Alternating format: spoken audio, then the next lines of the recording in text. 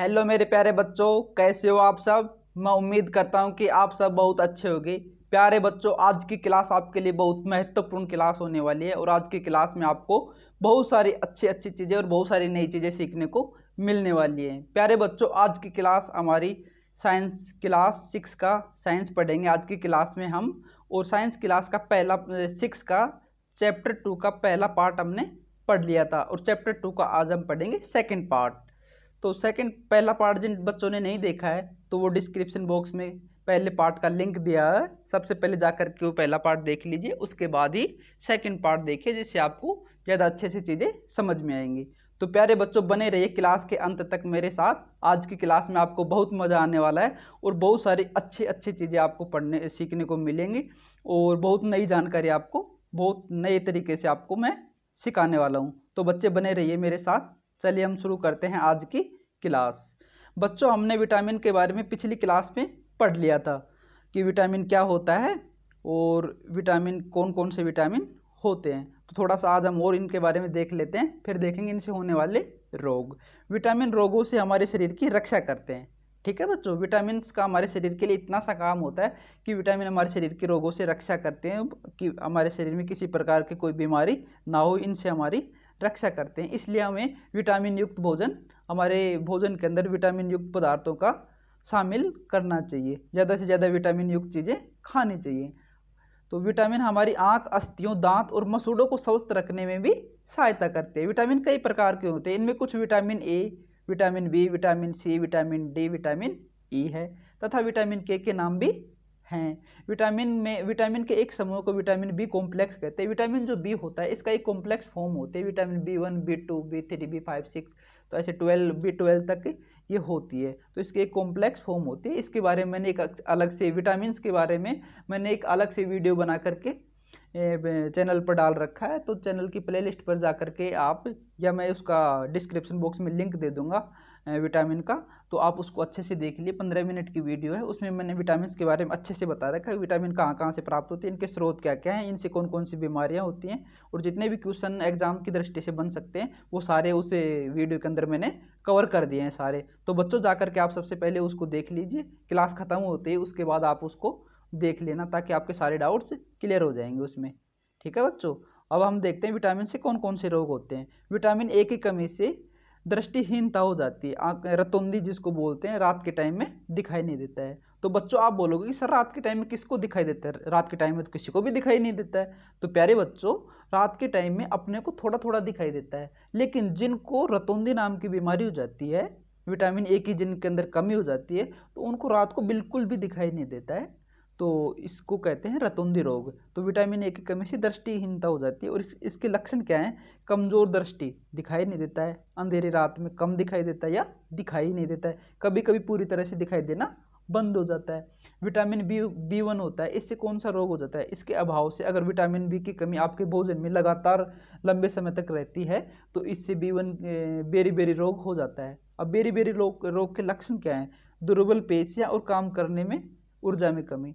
अगर आपको vitamin B1 की कमी हो जाती है तो आपको बेरी बेरी रोग हो जाता है और उसके लक्षण क्या क्या दिखाई देंगे? आपकी पेशियां हैं वो दुर्बल हो जाएंगी और आपको किसी भी काम करने की आपका मन नहीं करेगा, आपकी ऊर्जा बहुत कम हो जाएगी, कोई भी काम आप करना नहीं चाहेंगे। और विटामिन, अब देखते हैं विटामिन सी। विटामिन सी से होता है स्कर्वी रोग।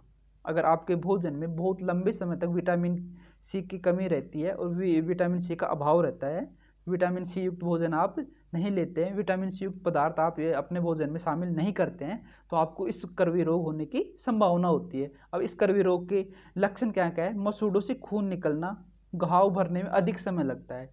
मसूड़ों से, आपके दांत हैं इनसे ऊपर जो मसूड़े होते हैं उनसे खून निकलता रहता है और घाव भरने में अधिक समय लगता है। जैसे आपको कहीं चोट लग गई और घाव हो गया तो वो घाव बहुत आसानी से और बहुत जल्दी से भरता नहीं है अगर आपको स्कर्वी रोग हो जाता है। तो इसलिए आपको विटामिन युक्त पदार्थ खाते रहने चाहिए। विटामिन डी की कमी से होता है रिकेट्स रोग।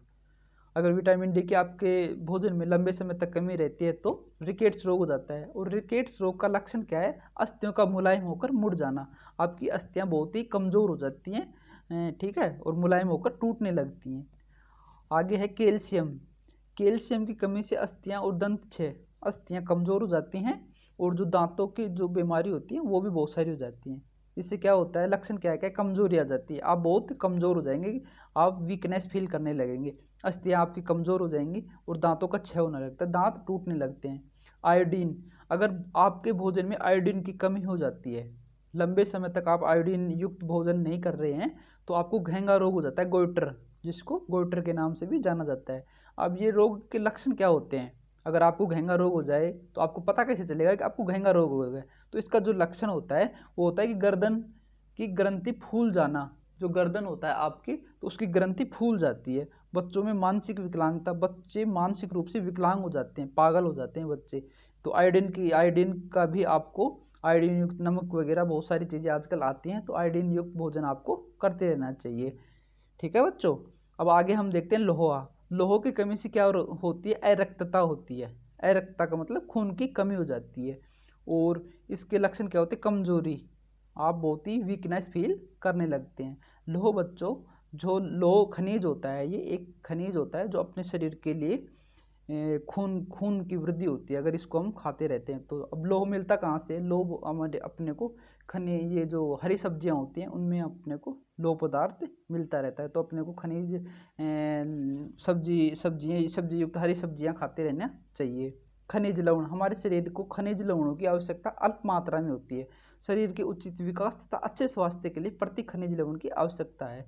बच्चों, खनिज लवण होते हैं तो इनके अपने शरीर को जो आवश्यकता होती है कम मात्रा में होती है, लेकिन अपने स्वस्थ शरीर के लिए और शरीर की ग्रोथ और डेवलपमेंट के लिए ये अपने शरीर के लिए बहुत ही आवश्यक है। इसलिए खनिज लवणों को लेते रहना चाहिए और खनिज लवण युक्त भोजन अपने को करना चाहिए। आगे है आहारी रेशे तथा जल। पोषकों के अलावा शरीर को आहारी रेशों तथा जल की भी आवश्यकता होती है। देखिए आगे देखते हैं हम आहारी रेशे क्या होते हैं। आहारी रेशे रुक्षांश के नाम से भी जाने जाते हैं। जो आहारी रेशे होते हैं वो रुक्षांश के नाम से भी जाने जाते हैं। हमारे खाने में रुक्षांश की पूर्ति मुख्यतः पादपों से होती है। ठीक है बच्चों, जो रुक्षांश होता है उसकी पूर्ति पादपों से होती है।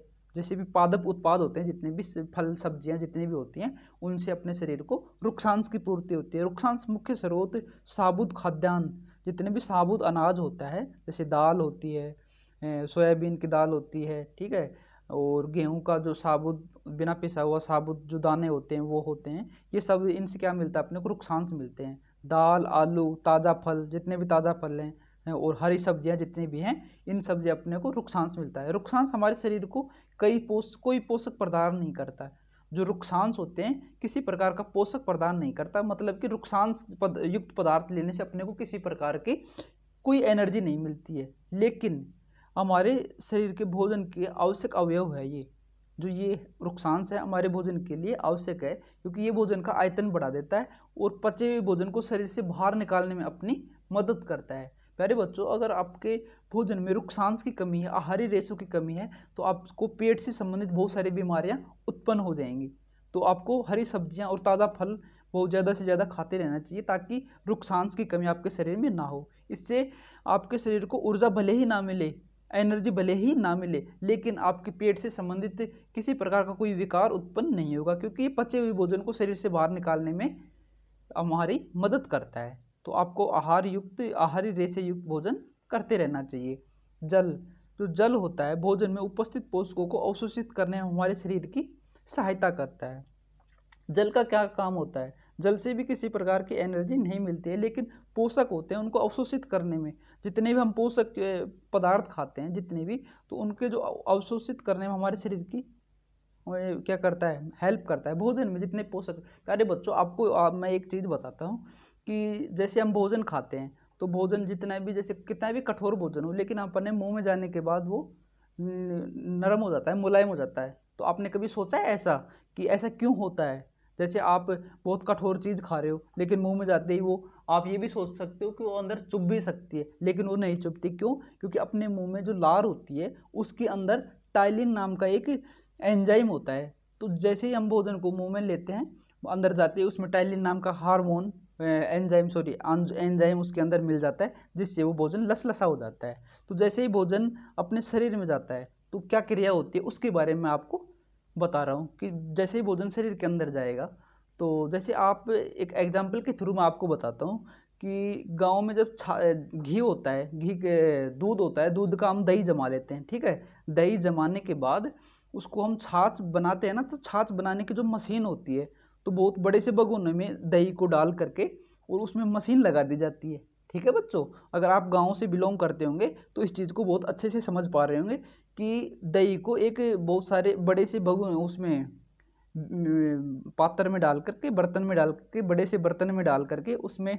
छाछ करने की मशीन लगा देते हैं। वो मशीन उसको घुमाती है पूरे दही को, और जो घी होता है, मक्खन होता है, वो ऊपर आ जाता है और जो छाछ होती है वो नीचे रह जाती है। उसी प्रकार अपने शरीर के अंदर होता है। जितने भी पदार्थ हम खाते हैं, जैसे चावल, अब आपने चावल खाया, ठीक है, आपने पपीता खाया, जितने भी फ्रूट्स आपने खाए, चिकन खाया, ठीक है, गुड़ खाया, जितनी भी सारी चीज़ें आपने खाई वो आपके शरीर के अंदर जा करके इकट्ठी हो गई, ठीक है।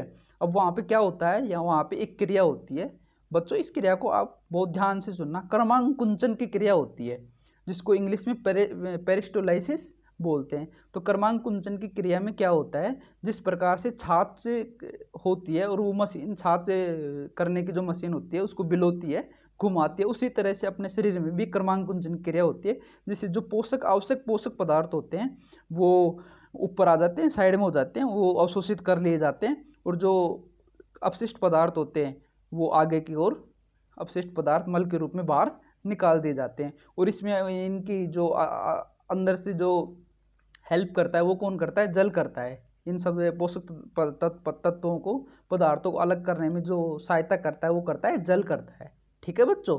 तो ये होता है जल का काम। कुछ अपशिष्ट पदार्थ जैसे मूत्र तथा पसीने को शरीर से बाहर निकालने में सहायता करता है। तो जल होता है जो अपशिष्ट पदार्थ होते हैं मूत्र के द्वारा और पसीने के द्वारा शरीर से बाहर निकल जाते हैं। सामान्यतः हमारे शरीर को जितने जल की आवश्यकता होती है वह हमें उन वस्तुओं से प्राप्त होती है जिन्हें हम द्रव के रूप में लेते हैं, जैसे जल, दूध और चाय।